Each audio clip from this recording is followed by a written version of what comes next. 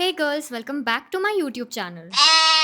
This video is going to make you uncomfortable because it will open your eyes to things you've lived with all your life but you've never noticed. The discomfort will make you either be in denial about what I'm saying or it will enlighten you. All I'm requesting you to do is watch it with an open mind. We all grew up listening to the song I'm a Barbie girl in a Barbie world. And yeah, we're all Barbie girls. But we are not in a Barbie world. It's a male centered world. So, a while ago, I was invited by Harvard University for their mental health summit in Boston. Yes, I'm flexing. It is a big flex. They paid for my accommodation and made me fly business class. It was very cool. Anyway, we had to attend some classes when we were at the summit. And in one of these classes, one of the professors was discussing how buildings are built in a sexist way. And I was shocked. I didn't know buildings had anything to do with sexism. Anyway, I'll talk about this point later in the video because it won't make sense if you don't understand the context. Before we get into it, hi, I'm Divija Bhasin, a therapist and content creator. In case you're interested in taking therapy, please visit thefriendlycouch.com for more information. By the way, The Friendly Couch is my mental health startup where we offer online therapy sessions. Now let's get into it. You know, when we talk about feminism, patriarchy, misogyny in India, we usually just talk about the big things. Crimes against women, female feticide, rape, dowry cases, forced marriages, and most people agree that these things are wrong. But none of us actually question how did these things start happening in the first place? How did a little boy, a little infant, someone's son, turn into a rapist? No boy is born a rapist. He's taught to become one, step by step. And this happens from the beginning, the moment he is born. As soon as he comes into the world, he's taught some basic things. Women are weaker than men. A woman's main task is to provide the man with children. That men are the center of the universe and women are their supporting characters. This is known as male bias, meaning that children are taught to have a bias that favors men. And these same children grow up to become adults who have a bias that favors men. This is called androcentrism. It basically refers to being male centered. Everything in the society is built with the idea that men are the norm, they are the default. Androcentrism is a system that protects the misogyny and patriarchy. In this video, we will see how androcentrism isn't just a random concept. It is like a disease that has infected our entire life. And it teaches people, especially men, that women are beneath them, that they're lesser humans than them. Wow, your world is beautiful. I'm here to learn more about it. Can you tell me a little about science? Signs? Yes, I saw this sign. What does it mean? Oh, right. This is the sign for toilets. This means male toilet and this means female toilet. Oh, okay. What about this one? This is the sign for exit. So you can exit the building from the door underneath that sign. Interesting. And where do the women exit from? Huh? What do you mean? The exit sign is a man. Oh, no. It's gender neutral. It just means everyone. But you said that these are men's toilets, so women can also go in them. No, that's the symbol for men. Women are not allowed in male toilets. Why does the exit sign have a man on it? Wait, you're right. Why are exit signs only showing men? You're probably like, what is she on? How are exit signs related to patriarchy? They're actually a great example of androcentrism. We use the sign of a man to denote everyone. To put it into perspective, can you imagine if exit signs had the image of a girl wearing a skirt? If they looked like this? It would make you uncomfortable, right? Like, that's a girl. How can that denote everyone? So, how come we don't feel uncomfortable when we see this exit sign? Because we all have internalized the idea that men are the default of the universe. They are the default human being. It's not just exit signs, it's all signs. Look at this. It denotes that construction is going on. But it says men at work. And it is a symbol of a man. But we all know that women work in construction. So why does the sign only show men? All of these signs are the same. A few weeks ago, I flew to Mumbai and on the flight, I noticed this sign. They are also using men as gender neutral to include all people. I was so rage baited by this throughout the flight and I was like, yeah, I have to make this a YouTube video. We also see androcentrism happening in language. We call everyone bro. Bro stands for brother, which is male sibling. So why are we calling women male sibling? We also address all children as beta and bacha, which mean boy child. Why are girls being called boy child? And how come we're not calling everyone beti and bachi? Why aren't we calling boys that? We also call everyone dude, which again means boy. We say hey guys when we're referring to all people, including women. But guy means boy. It's actually really funny. In my last YouTube video, I decided that my intro for this channel is going to be hey girls, welcome back to my YouTube channel. You know how influencers say hey guys, welcome back to my YouTube channel. So I thought I'll flip it and call it hey girls. And this guy actually commented on the video saying he's a boy and he doesn't feel included because I said hey girls. Can you imagine how boys would feel if we started referring to them as beti, bachi, girls, dudette? Yes, that's the girl version of dude. They would get really uncomfortable. But somehow, nobody feels uncomfortable when we refer to all girls with these male terms. Since we have made these male terms gender neutral, I think we should make the female terms gender neutral as well. So I'm going to always call everyone girls. It's only fair, right? It should be gender neutral for both the terms. It's not just in these random instances where we see androcentrism. We also see it in textbooks. They use the pronoun he or his when they're talking about all people, including girls. And it's really funny because we literally have a gender neutral pronoun for this. They, them. Imagine if all textbooks used her and she to talk about people. Wouldn't that feel weird? The word mankind is used to talk about the whole population of Earth. Why? Do only men inhabit this planet? Imagine if we called it womankind to include the men as well. Men would start shouting in the streets and revolting against this. Same goes for the word man-made. Only men don't make things, women make things as well. Interestingly, this androcentrism also goes into homosexuality. I remember some follower of mine once noted that we call everyone gay regardless of whether they're a boy or a girl, but gay usually refers to male homosexual people. Homosexual women are called lesbians, but we call them gay too, and they call themselves gay because even here men have become the default. Can you think of more examples like this? I'm probably one of the very few people who will not judge you and not say that you're overthinking if you give me more examples like this. In fact, I think we can validate each other by giving these examples. You'll also notice it when we talk about professions. It's usually pilot and female pilot. Male pilots are seen as the norm. Same goes for female doctors. It's doctor and female doctor. Even for the term engineers, people will be like engineer or female engineer. They will never say male engineer. Because of this, people tend to give less credit to women when they actually get really successful in these careers. They'll be like, oh, she got lucky, she comes from a privileged place and paid for the seat, or she slept her way to the top. Because it's so hard for people to imagine that women can be successful because of their own hard work. Men do that to me too. They try to trivialize my success by saying that I married some rich man and that his father is really rich and I don't earn anything. That I'm living off of my father-in-law's money. When actually, I don't take any money from my father-in-law or my parents. In fact, I earn so well from my work that my husband decided to leave his job and work with me. He literally works with me at the Friendly Couch. Full time. And we spend our own money. We do not take money from my father-in-law. I'm so offended that random men think that I can't earn my own money. So I'm clearing it out once and for all. I earn my own money. I pay for everything with my own money, including the way I travel, including the car that I bought, including the rent of this house. It's not just random haters on the internet. It's big corporations too. I bought a car. I was super excited. It is on my name. The payment went through my bank account. But they kept addressing me as Mr. Divya Bhasin and Sir. I literally had to send them a long email saying that it is really sexist of them to do this, and only then it was changed to ma'am.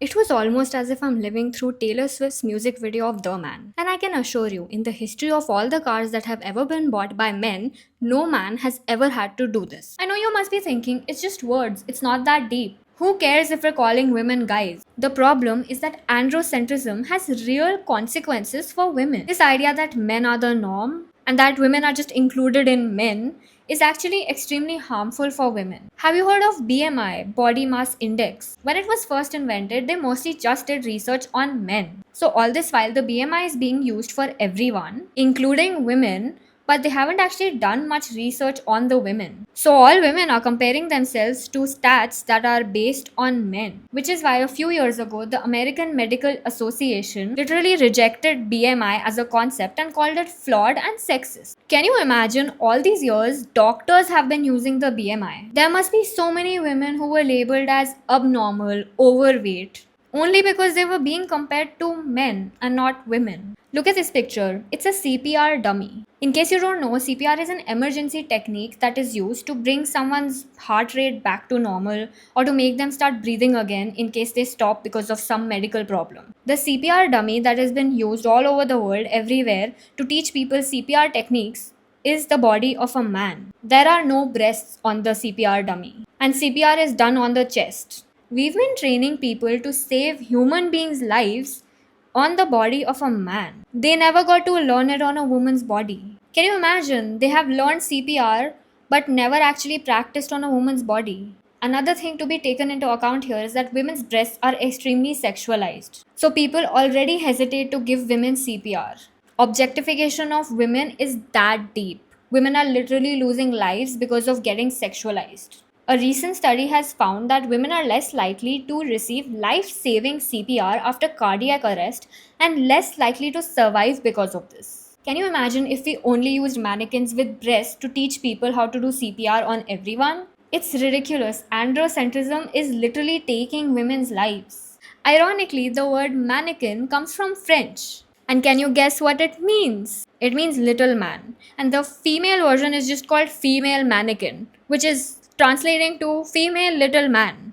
It just keeps getting worse. Do you know what a crash test dummy is? It is used to design cars to make cars more safe. But guess what? They only use crash test dummies based on the body of a man. Because of this, women get more injured and also die more in car crashes because their bodies are just not studied when it comes to the safety of a car. Cars are only built to protect men. Car seatbelts are also sexist because they only study the male body when it comes to car seatbelts. Studies show that belted female occupants in cars have up to a 73% higher chance of serious injury in frontal crashes with higher risks of chest, abdominal, and lower extremity injuries. Can you imagine? We're not even safe in cars. Mostly everything that we use in our daily life is built for men. When I attended that Harvard Mental Health Summit, one of the researchers there was telling us about how air conditioning in buildings is designed after the male body. Research indicates that many office air conditioning systems are set to temperatures optimized for the male metabolic rate, causing discomfort and reduced productivity for many women who often prefer a warmer environment. Studies show that women are up to 3 times more likely to feel cold in summer offices, leading to lower performance on tasks, while higher temperatures have been linked to improved cognitive performance in women. Yeah, that's why you feel so cold in offices as a woman, because of patriarchy. In fact, even toilets designed in public spaces don't take into account a woman's needs. If you think about it, there's always a long queue in front of public toilets when it comes to women's toilet, but the male toilets don't really have a queue. And people keep joking about how women go to the toilet to gossip, but the reality is far worse. Equal floor space for the male toilets and for the female toilets. That sounds fair, but it isn't. First of all, male toilets don't just have cubicles, they also have urinals. So right on the face of it, equal floor space means men get more provision. But it gets worse than that because there's more demand on the female toilet. And that is partly because women are more likely to be accompanying small children or accompanying older people. They also take longer. And this isn't because we're faffing about in front of the mirror, this is in the cubicle. But a certain percentage of anyone using the female toilets at any one time is going to be on their period. When you're pregnant, you need to go to the toilet much more frequently. So there's just all this demand on the female toilet that just does not exist for the male toilet. That is why you always have a queue for the ladies and you never have a queue for the gents, because we have not designed things based on how the toilets are actually being used by women versus men.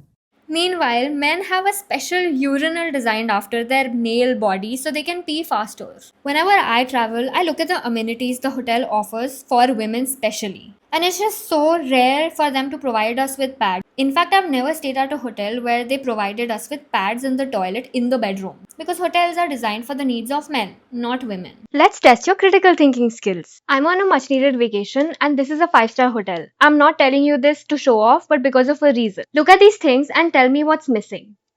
Now, if I get my period unexpectedly, I will have to call the receptionist for pads. And then I'll have to put tissue paper in my underwear and wait for them to get it. Or I'll have to stuff more tissue paper in my underwear, go down and get it myself. If this hotel was real luxury, I would have pads in the room already. If you think I should get my own pads and there's no need for them to keep it, then explain this. I'm in the bathroom right now and they have all of these things. Toothpaste, cotton round, sanitary bag, shower cap, emery board, cotton buds, comb, mouthwash, shaving kit, bath salts. We also have toilet paper, shower gel, shampoo, conditioner, everything available. All of this is of course complimentary, and they also have condoms. You can buy these from the mini bar which is in the room, but they don't have pads. Now you say, why don't you just carry your own pads? Sure, but I could carry all of this as well. It is about convenience. They literally have a separate plug point so that men can shave easily using their electric trimmers, so that their life is easier. But they don't keep pads for women to make our life easier. Getting my period is a personal thing. I don't want to sit and call the receptionist and tell them that I got my period. That's like calling them and telling them that you just pooped and you need toilet paper. This isn't just a problem with this hotel. It's the system. It's all hotels all over the world. 1 star or 5 star. They never keep pads. Hotels are designed keeping only men's needs in mind. Women's needs just aren't important enough. As you can see, periods are never taken into account when it comes to public convenience because everything is designed according to male needs. A very small example of this is how there is no emoji for pads, periods, or tampons. We have the most random emojis, but there is no emoji to show what women go through literally every month. Again, the problem is not the lack of pad emojis. The problem is that periods are ignored. We don't give importance to women's needs in these things, and we also don't give importance to women's needs when it comes to medicine. This is called medical misogyny. It's a widely known fact that women's problems are not studied. Problems related to periods are just ignored in research. We literally have medicines for men not being able to keep their boner up, but we have no actual medicines for PCOD or endometriosis. Women's health problems are just dismissed. I read somewhere that toilet paper is actually free in all public toilets, and that's because men also use it. If you think about it, pads should be freely available too, but they're not because men don't get periods. If they did, pads would be free for everyone. If men did not have to wipe their ass, tissue would not be free in public restrooms. And I often bring this up when I'm having any sort of conversation about patriarchy when people are having a hard time understanding the concept. Because the reality is half the population bleeds.